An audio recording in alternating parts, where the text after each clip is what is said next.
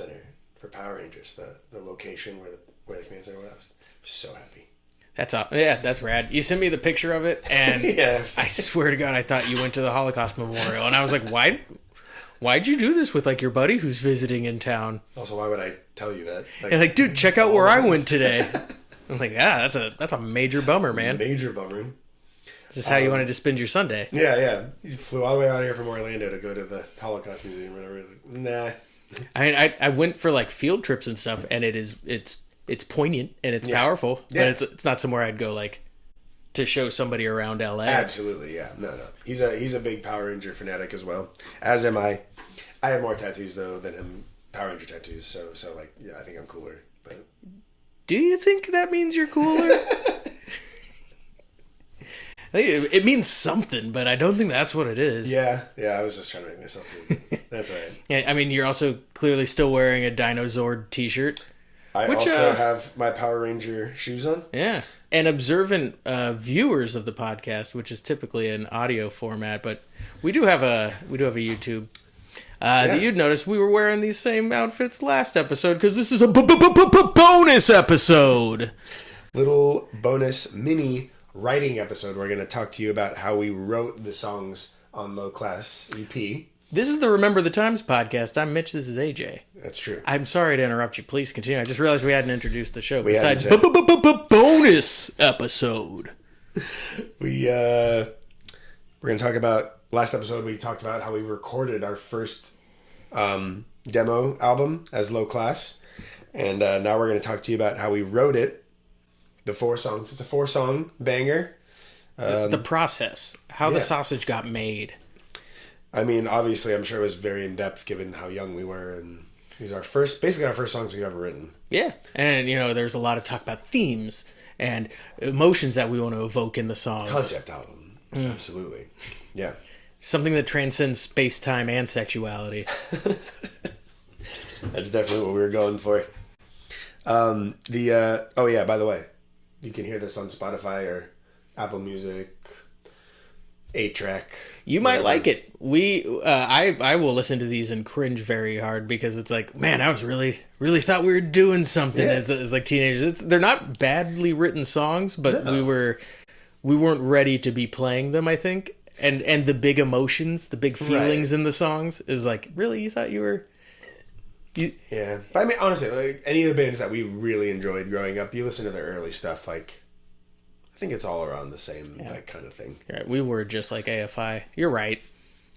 I wouldn't say that, but exactly. You're still finding yourself as well. I mean, let's be real. They have a song called "Cereal Wars" on their first album. It's about cereals fighting. Yeah. Oh, so we should have had a Cereal Wars. So the 4 tracks. First one is called "My Reply." I believe this was the sound real OCD here. This was the 5th song we wrote as a band. Yep. I felt we wrote it our freshman year in high school, so we were like 15. I felt like this one was a bit of a step up. It was like it's a little more complex. It was a technically like more interesting song than anything we'd written before. Yeah, because we were like straight up punk rock, and this one had like a little riffy riff that was happening the whole time. Yeah, I don't know. I felt like I was listening to like Strung Out or something when I was like getting this one together. I wrote the music. James wrote the melody and the lyrics, and then we showed you guys, Chris and Mitch. Oh yeah, so this is James on vocals. Mitch was on bass at this point. I was playing guitar, and my younger brother Chris is the drummer. And so that's how this one went. I do remember originally there was a different bridge. It was just a bunch of power chords. It didn't really go anywhere, and we were never landing it. So I think it was your idea to like break it down and just have the bass do that line that was in there. Yeah, and that was a change by necessity because we never nailed it. We couldn't figure it out. I like it was just one of those like punk rock progressions that like, why did I do that? Like it didn't make any sense. It had nothing to do with anything. What's funny is that nobody could nail it, and somebody had to write it. We just you just admitted on tape to writing it. Yeah, no, I 100% take credit for this song. I did. I'll take credit for any and all mistakes that were written in our bands. And that was that one. Do you remember anything else about this one? My reply, this is. I remember like really thinking that we had something with it because Yeah. it was like a new sound for us. And I remember like, you know, I didn't really pay too much close attention to lyrics or anything like that as we were releasing these songs. Yeah. But then in retrospect, it was like, this sounds like a straight edge song. But like none of us are straight edge. And it was very much about like being straight edge. Yeah. Kind of. But straight edge is like not as the ideal, but as the just like, I'm not going to do drugs. I'm not going to drink. And I was like, we weren't like animals or anything, but we would drink a little bit. You think, and here I am ending up completely straight edge, so maybe I should have, sounds like something I would have written, but I did not. Yeah. What does it mean? Yeah. But, I feel you there, James. Yeah. Me too, bro. Just sips his IPA. Yeah. So that's that one. Track 2 is You Don't Understand. Mitch, this was the first song you brought to us almost right away from when you joined. I remember you in our room sitting up against our door on our beanbag chair after you showed me the chords and you told me to play and you were just singing the song like just leaning back like that. Yeah, I have always been like this. Yeah. It just caught up to me. And I remember, so we had James play the guitar and I played the bass. I'm assuming just because we thought that the bass, we were still under the impression that the bass needed to be crazy because it wasn't Rancid and stuff. And I was a little more we were skilled. we were in the Rancid Anti-Flag era. Yes, and I was the second best bass player, I guess. I think that's fair to say. Yeah. I mean, because of, you know, you're guitar soloing on a bass and like, wow, what a good bass player. Yeah. So I did that, and then I think besides the bass line, I brought to the table the woes in the background. I believe that was my idea, but all the bare bones and all the melodies, that was all you. Yeah? And she's got good bones. Did you write that for us, or had you already written that beforehand? I think I wrote it for the band. Yeah. I wasn't writing anything before I was in a band. Because as just like a bass player sitting at home, there's no point in writing a song. Yeah. Nobody's going to hear it until you have a band. So then I had a band. Fair. I was just like, all right, I was noodling around, I think. Yeah, right. Yeah. Feeling in my little pity party, Yeah. as most of my lyrics ended up being. I was just like, I'm sad. Yeah.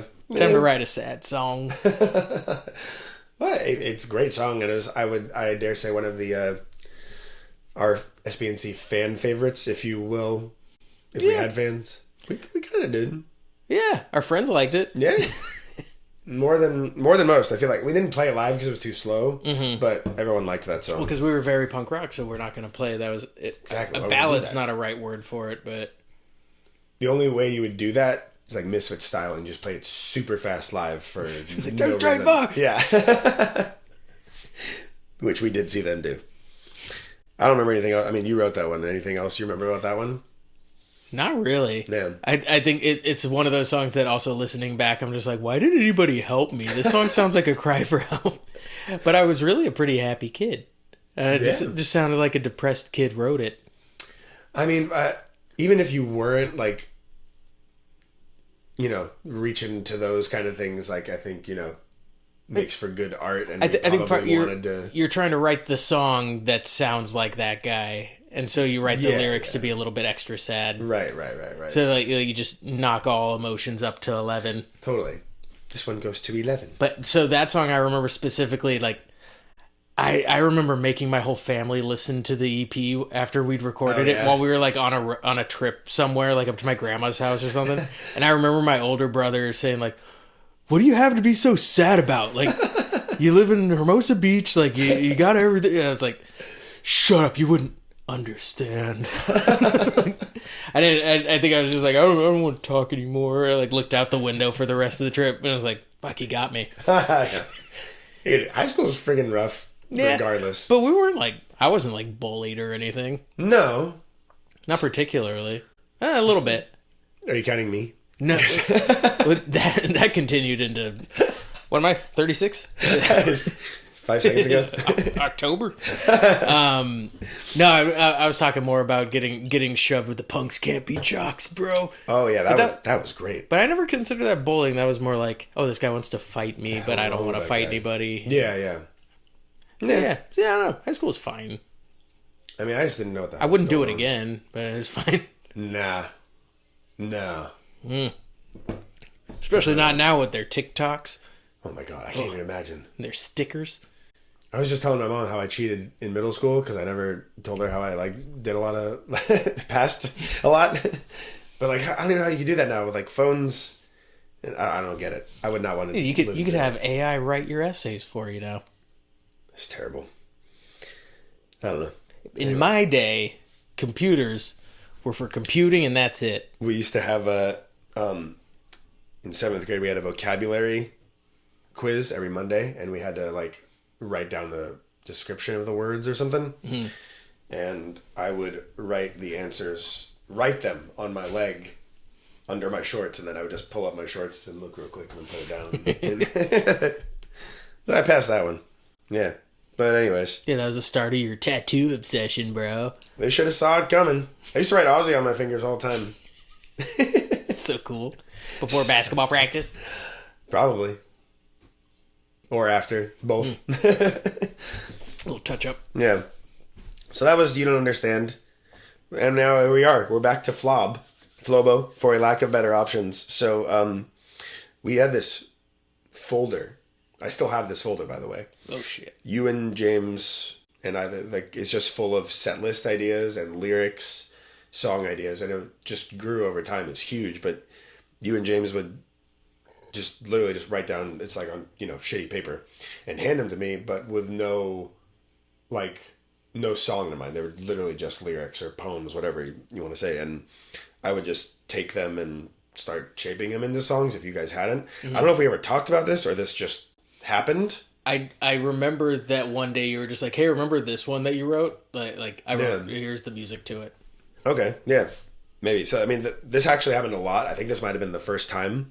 But so yeah, Mitch wrote the lyrics to this song, and I just, one night, just picked this one out and started going for it. The lyrics go really, really fast in the verses, and that's because I think the first line, I already had the melody. It's like, oh, this works.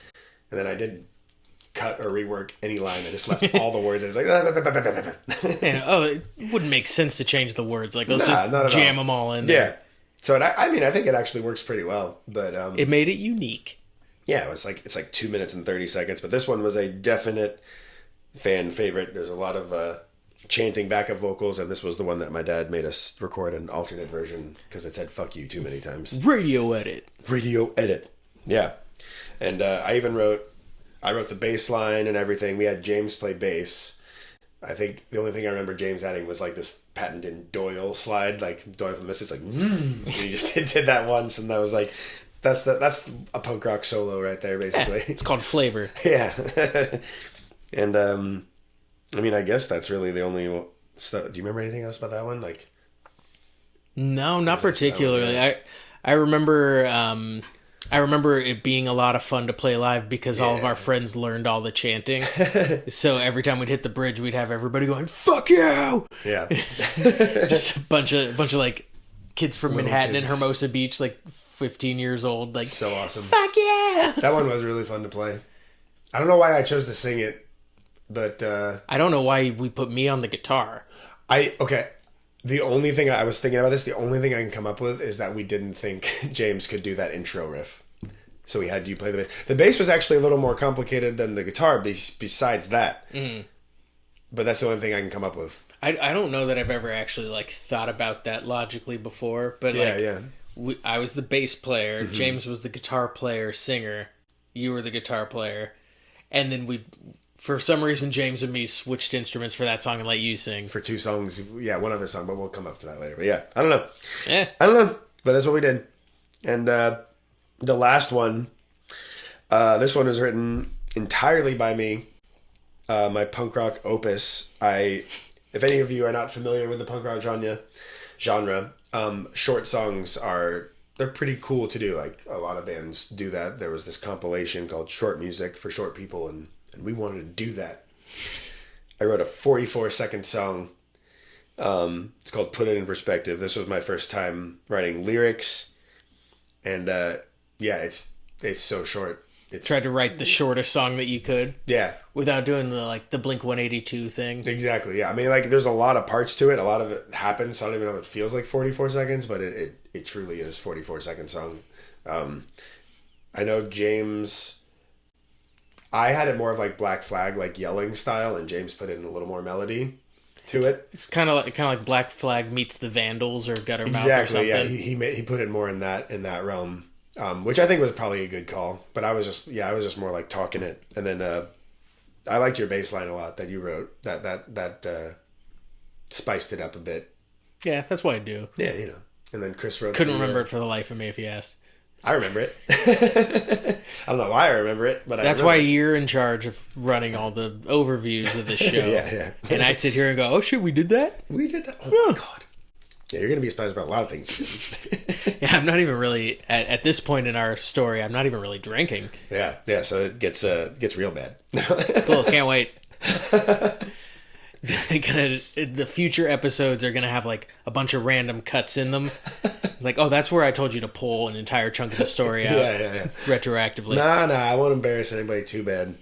Dude, I'm gonna run for president someday. Yeah. And this might torpedo my chances. Luckily you don't remember anything. If there's anything you remember that's embarrassing for me, you're more than welcome to go for it. But yeah, nah, I don't remember shit.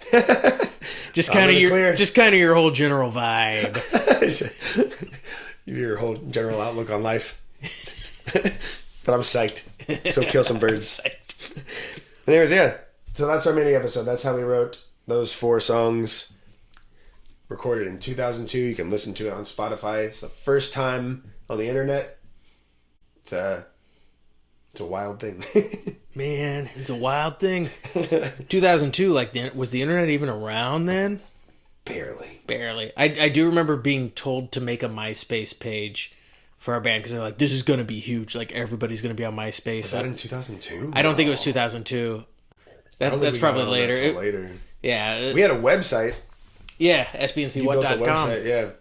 Yeah. Which you can still find if you go on the Internet Wayback Machine. Really? It took snapshots of the internet at certain periods. And you can find it. There's all the pages are under construction because we never finished the website. That's awful. Yeah, it was pretty cool. Yeah. So you did it. You made us a website. That's pretty impressive. Yeah, Well, I've always kind of been the tech guy. It's not like a big deal. Well, that was our bonus episode. We're not calling it a mini episode because it was a friggin' bonus, and you're welcome. You're welcome. You learned how to write punk rock. Yeah. From 2002. That's it. Now go forth and make punk rock in 2002. We'll see you the next episode. We are finally entering 2003. Oh my god. Yeah. Some crazy shit happens here. Cool. Well, thanks for listening, guys. See you at the next one. Bye-bye.